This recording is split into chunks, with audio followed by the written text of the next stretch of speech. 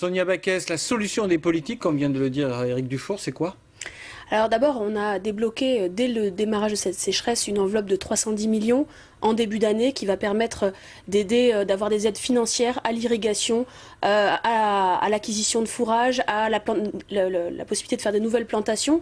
Donc ça, c'était concret, c'était une enveloppe de 310 millions. Ensuite, on est dans l'urgence parce qu'en fait, il va falloir gérer cette sécheresse sur les prochaines semaines, sur les prochains mois, puisque visiblement, ça va durer. On a une sécheresse qui ressemble à celle qu'on a connue en 92-93. Donc, on a des réunions d'urgence en permanence pour trouver des solutions sur les cerfs. Ça n'a pas été évoqué dans le reportage, mais on a un souci particulier avec les cerfs qui descendent des collines et qui finalement se nourrissent de la nourriture qui devrait normalement revenir aux bovins. Donc, il va falloir organiser un abattage exceptionnel de cerfs. Il va falloir trouver des solutions concrètes pour amener de la nourriture aux éleveurs. Les petits barrages collinaires, c'est la solution aussi? Oui, alors ça, c'est ce que j'ai évoqué, c'est l'indemnisation et c'est l'urgence. Ensuite, ce qu'il faut, c'est prévoir la suite, prévenir les prochaines sécheresses. Et pour ça, nous organisons la mise en place, l'accompagnement de l'APICAN, qui est l'organisme qui gère les calamités agricoles, pour qu'on puisse accompagner à la création, à la construction de retenues collinaires, puisqu'on voit bien que finalement, les éleveurs qui ont prévu, qui ont ces retenues collinaires, finalement sont moins touchés par la sécheresse que les autres. L'agriculture calédonienne a besoin d'un plan global. Est-ce que vous y réfléchissez? Oui, on a un vrai souci puisqu'en fait, le statut de l'agriculteur n'est pas assez reconnu, n'est pas assez valorisé. On voit bien dans l'étude récente qui a été faite sur les salaires, dans les 5 métiers les moins bien rémunérés, on a 4 métiers agricoles.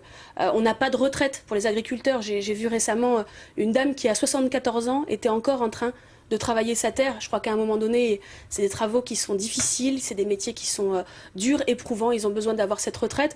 On n'a pas de statut pour le conjoint, on a des conjoints qui travaillent finalement sur les propriétés qui n'ont pas de statut.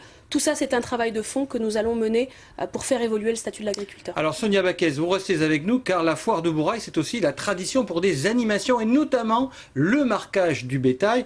Et cela indigne parfois les défenseurs des animaux et ça provoque aussi la colère de certaines associations. Sonia Backès, il faut réglementer ce marquage des animaux? Alors, sur le fond, on a un gros travail qui est en train d'être mené sur le bien-être animal.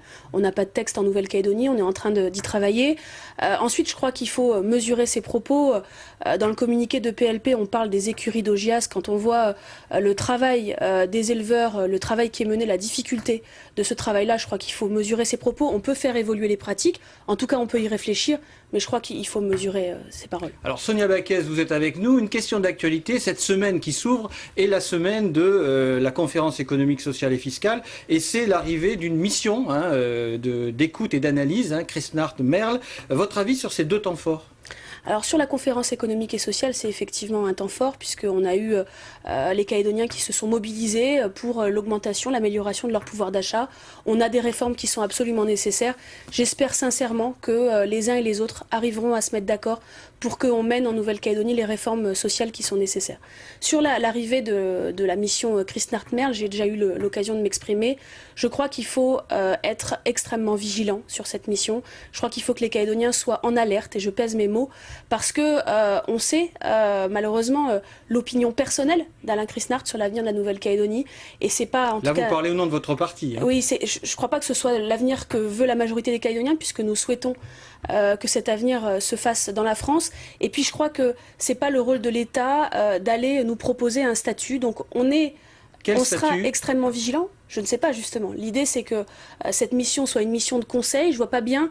On sait exactement ce qu'on peut faire maintenant puisqu'on a eu différentes missions qui sont venues. Je vois pas ce que cette mission va apporter de plus. Et puis on est vigilant parce qu'on a une mission qui est constituée uniquement de représentants de gauche, pas de représentants de droite. On a un problème d'équilibre. Et puis surtout, je rappelle que on n'a pas besoin en Nouvelle-Calédonie d'avoir de récupération politique entre la gauche et la droite métropolitaine. Parce qu'on voit bien ce que ça a donné en 88. Et donc il faut être extrêmement vigilant. Merci Sonia Backès pour avoir répondu à notre invitation.